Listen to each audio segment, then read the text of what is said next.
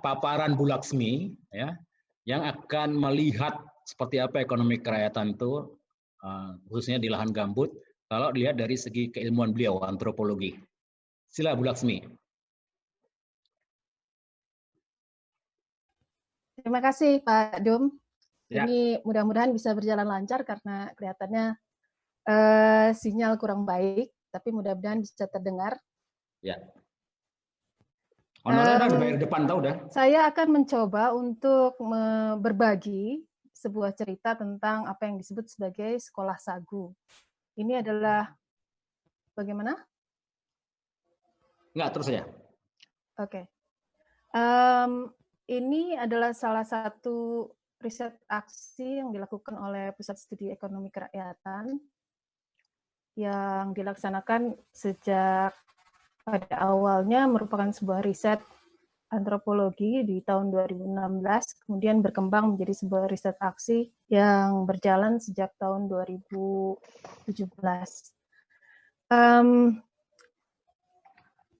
Lokasi kegiatan kami ini ada di Sorong Selatan, di Papua Barat, dan berangkat dari satu kesadaran bahwa ternyata Papua Barat, khususnya di Sorong Selatan ini, mempunyai potensi nilai ekonomi sagu yang sangat tinggi.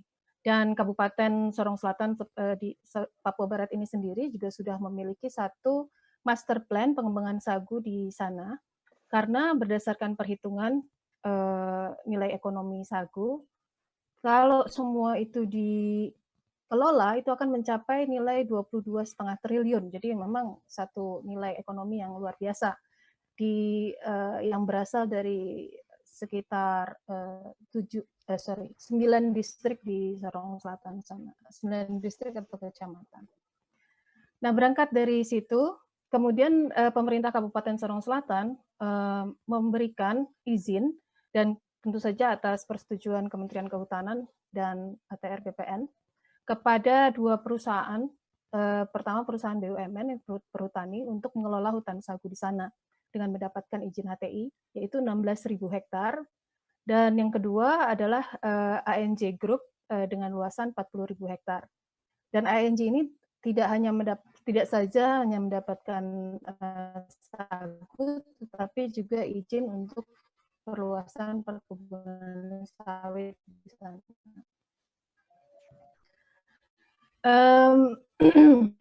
Apa yang menjadi pusat perhatian kami di dalam satu periode sejarah kehidupan mereka, mereka diletakkan di dalam wilayah konsesi. Tadi kalau boleh meminjam kata-katanya Pak Awan ini, mereka mengalami sebuah rekonfigurasi kehidupan baik secara sosial, ekonomi maupun budaya. Nah, salah satu yang menjadi pusat perhatian itu adalah Kampung Kais, yang di dalamnya itu tinggal tidak lebih dari 200 kakak dan juga sudah membagi wilayah-wilayah di sekitar kampung atau tempat tinggal mereka itu menjadi beragam wilayah adat yang dikuasai oleh 9 marga di sana. Nah, Kabupaten Sorong Selatan sendiri sudah bekerja sama dengan BPPT untuk membangun sebuah konsep industri sagu terpadu, di mana dalam konsep ini masyarakat maupun kelompok usaha kecil dan menengah itu terintegrasi ke dalam industri sagu. Jadi konsep ini membayangkan panen sagu di kebun itu dilakukan oleh masyarakat, kemudian parut sagu sampai menghasilkan ela sagu. Ela sagu ini sagu yang sudah siap diparut, itu ada di kebun masyarakat, kemudian dibawa ke pengolahan, mereka menyebutnya sebagai kilang atau ekstraktor sagu. Ini nanti ada beberapa contohnya bisa kita lihat bersama. Kemudian dari sana diserap oleh industri untuk menghasilkan sagu kering yang akan diekspor. Skema kemitraan yang dibayangkan oleh BPPT dan pemerintah Kabupaten Sorsel itu melandaskan diri kepada pendampingan usaha. Jadi pendampingan usaha ini diberikan kepada petani yang tinggal di sekitar wilayah konsesi. Kemudian petani ini nanti akan menyetorkan ela sagu dan pati sagu atau sagu basahnya kepada lembaga masyarakat dusun sagu, yang ini menjadi di dalam rantai ekonomi sagu ini posisinya sebagai pengumpul, dan kemudian dari sini di lokasi di mana pengumpulan sagu basah ini dilakukan, BPPT dan Unipa itu sudah mencoba untuk membangun fasilitas teknologi yang akan membuat sagu ini bisa diserap oleh perusahaan daerah atau oleh industri. Gitu. Kira-kira seperti itu skema kemitraannya. Nah, singkat cerita, ternyata skema ini macet, tidak berjalan ya. Intervensi terhadap produsen kecil melalui pendampingan usaha itu tidak berjalan dengan baik karena tidak ada sama sekali sesungguhnya sampai di level kampung pendampingan itu. Kemudian lembaga masyarakat dusun sagu yang sempat dibentuk oleh Perhutani ini juga sebetulnya hanya kelompok di atas kertas. Dan kemudian perusahaan daerah yang dibayangkan ada itu juga sama adalah perusahaan daerah di atas kertas. Dan dengan demikian apa yang terjadi adalah disintegrasi, bukan integrasi ekonomi masyarakat ke industri. Namun demikian, ketika ini semua hilang, yang menarik adalah ekstraksi oleh industri tetap berjalan.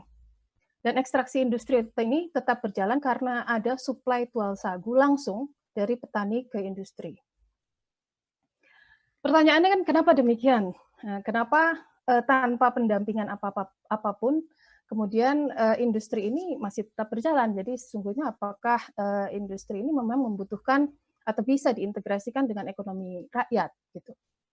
Nah, tentu saja kalau kita lihat rantai nilai, dan ini kami bandingkan dengan apa yang sudah berjalan di Meranti, margin ekonomi terbesar itu ada di industri dan retailer.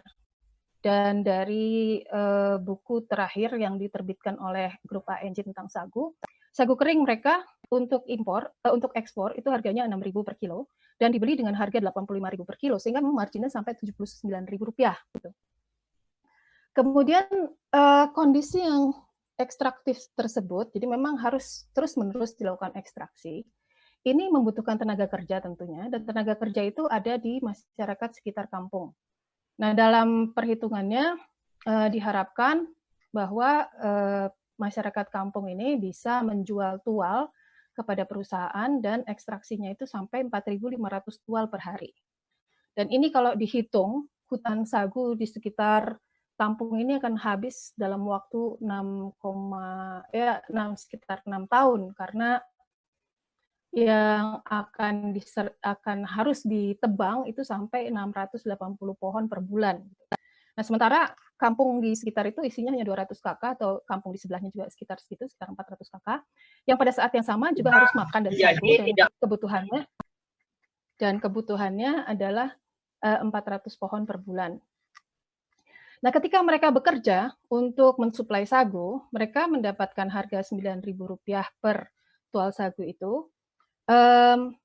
Total kalau bisa menghasilkan 100 tual dalam 3 hari kerja, kira-kira itu maksimal yang bisa mereka lakukan.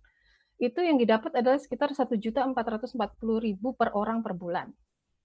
Nah, padahal, atau kerja di pabrik misalnya mereka mendapatkan upah Rp2.400.000.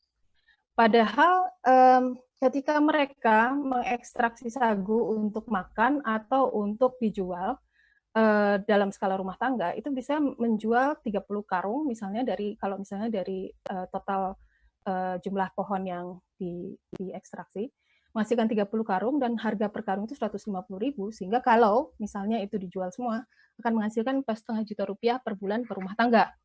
Tentu saja hitungan seperti ini kami lakukan bersama dengan warga di Kais maupun di Tapuri, untuk sama-sama mengevaluasi sesungguhnya apakah mereka memerlukan bekerja untuk industri sagu dan apakah mereka juga perlu menjual tual sagu.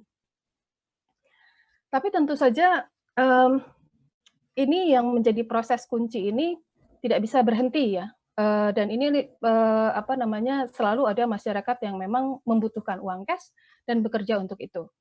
Dan proses ekstraksi ini juga proses yang sangat luar biasa, membutuhkan tenaga dan membutuhkan waktu, karena di dalam 1 hari itu mereka maksimal hanya bisa mengerjakan tadi 3 regu saja gitu. Dan 1 regu itu tergantung lokasi pohon sagunya itu sangat membutuhkan waktu cukup banyak 1 hari penuh untuk membawa tual sagu sampai ke industri. Dan ini proses yang panjang dan memakan waktu serta tenaga luar biasa. Nah, dampaknya terhadap masyarakat setelah ini berjalan cukup lama adalah konflik dan sakit. Jadi terjadi perubahan pola produksi dan konsumsi yang dalam jangka waktu beberapa tahun terakhir ini menghasilkan data-data yang tidak menyenangkan ya. Pertama, munculnya jumlah anak gizi buruk yang cukup banyak, kemudian stunting dan juga ibu hamil yang mengalami malnutrisi. Selain itu, karena ekstraksi tual sagu ini terkait dengan kepemilikan dusun sagu dan terkait dengan kepemilikan wilayah adat, maka konflik dan kekerasan serta sengketa itu bukan saja terjadi antara perusahaan dengan masyarakat, tetapi juga di antara masyarakat sendiri. Dan bahkan di dalam keluarga misalnya gitu. Dan ini juga bukan hanya terkait dengan masalah tanah, tapi terkait juga dengan program CSR perusahaan yang menjadi arena rebutan baru di antara kampung, dan juga konflik di dalam perusahaan ketika masyarakat dipekerjakan dan tidak setuju dengan besaran upah maupun harga tual.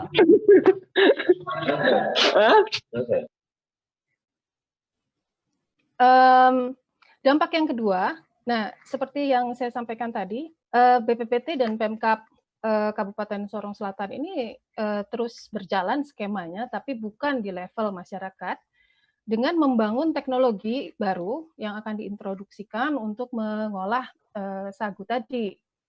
Dan dengan demikian, dengan tidak adanya pendampingan di level masyarakat, link itu semua hilang, dan fasilitas itu menjadi mangkrak. Dalam waktu 3 tahun tidak ada satupun yang digunakan, dan bahkan masih di dalam kardus, dan ini tentu saja mengindikasikan penghamburan anggaran yang luar biasa. Nah, lalu bagaimana menghadapi persoalan seperti ini agar pertanyaannya masyarakat tidak mengalami tadi dampak-dampak yang merugikan kehidupannya dan masih menjadi bagian dari ekonomi yang bisa menyejahterakan. Dalam perjalanan etnografi yang cukup panjang, kira-kira 1 tahun di sini, dan bantuan teman-teman peneliti dan fasilitator yang bertahan di lokasi dalam jangka waktu yang cukup lama, kami belajar bahwa masyarakat ini memiliki apa yang disebut sebagai tradisi kumpul sagu. Dan dari sinilah inisiasi untuk menata produksi dan kelembagaan bisa mulai terbuka langkahnya.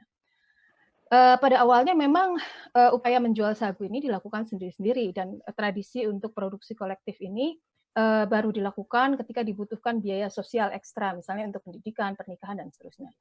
Lalu setelah tadi hitung-menghitung apakah mana untung, mana rugi bekerja untuk industri atau mendayagunakan sumber daya miliknya sendiri, terbentuklah kelompok perempuan KAISO yang kemudian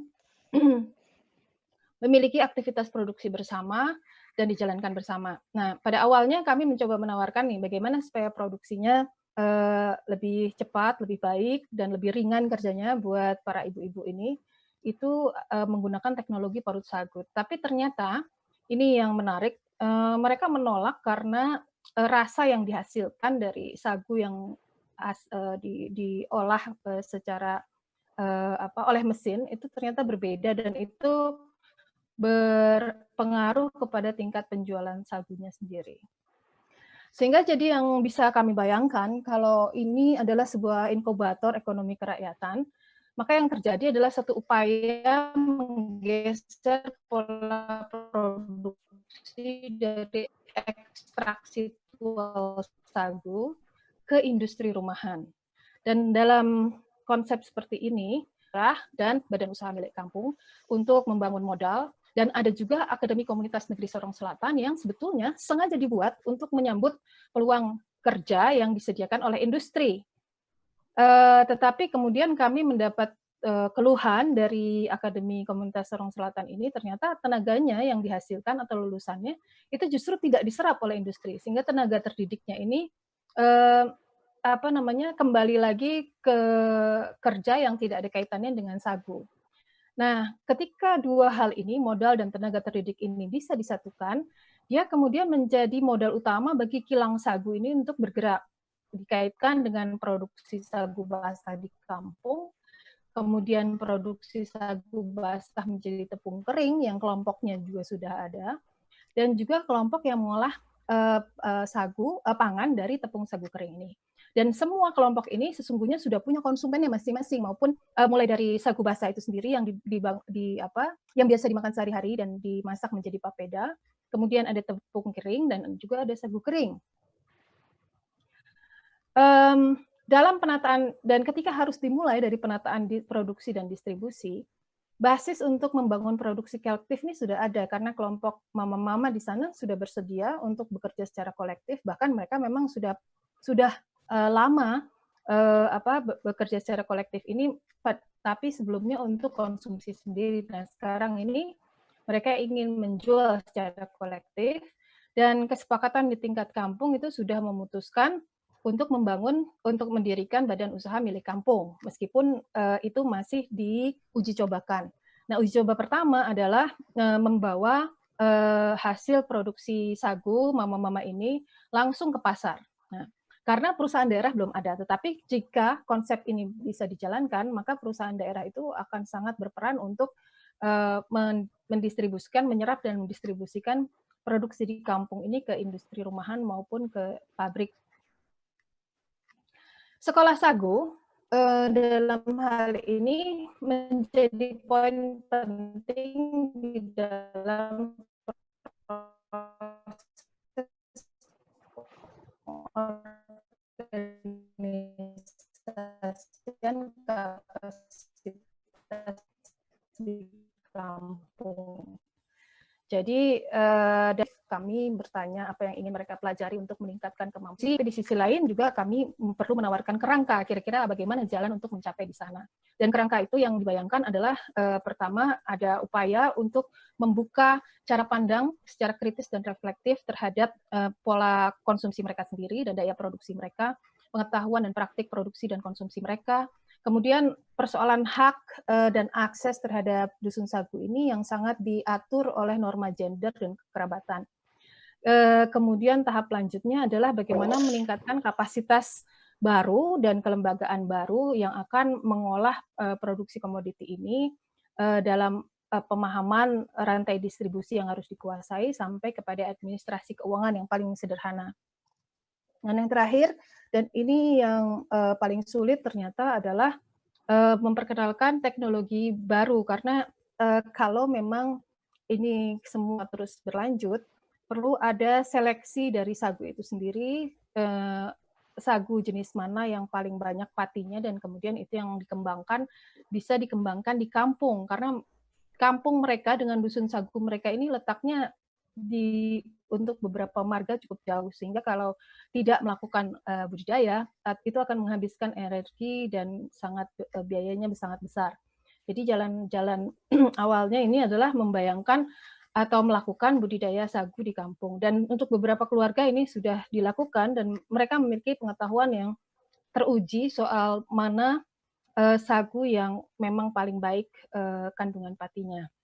Dan cara produksi sagu basah ini juga kemudian dibedakan antara sagu basah untuk konsumsi dan sagu basah yang akan diolah kembali untuk menjadi sagu kering. Nah, di titik inilah tadi introduksi mesin parut itu masih mengalami gesekan-gesekan ya. Dan seterusnya.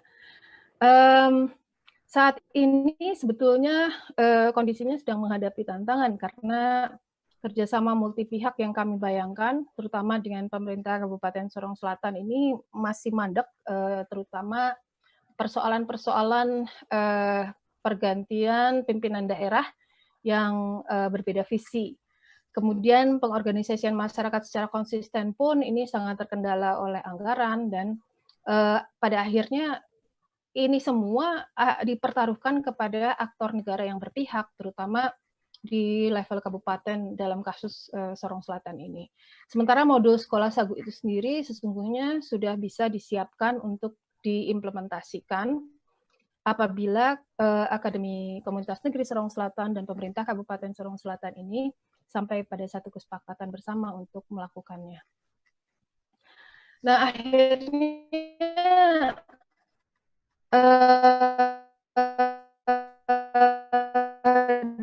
di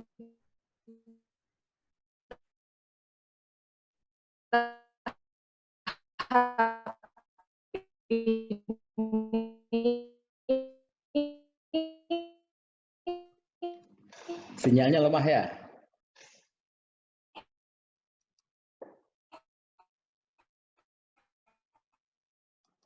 Sebagai sebuah pekerjaan yang belum selesai, tentu pertanyaannya bagaimana mengukur ekonomi kerakyatan yang kedengeran nggak Pak?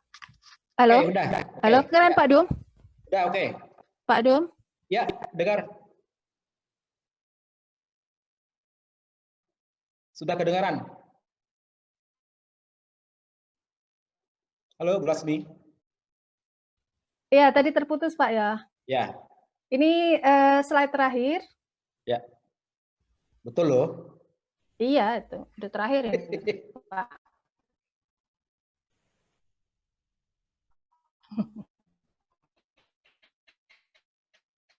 Tadi ya ini terakhir, jadi mendapatkan dukungan kebijakan dan mendapatkan dukungan kebijakan dan pelaksanaan pendidikan kritis dan reflektif dalam bentuk sekolah. Saya kira dua hal ini yang menjadi syarat utama. Demikian Pak Dum, terima kasih. Ya. Baik, terima kasih Bu Laksmi Sapitri. Baik, saudara-saudara hadirin, baru saja kita simak tadi paparan Bu Sapitri, pengalaman Ustek meneliti di kawasan Sagu di Sorong Selatan.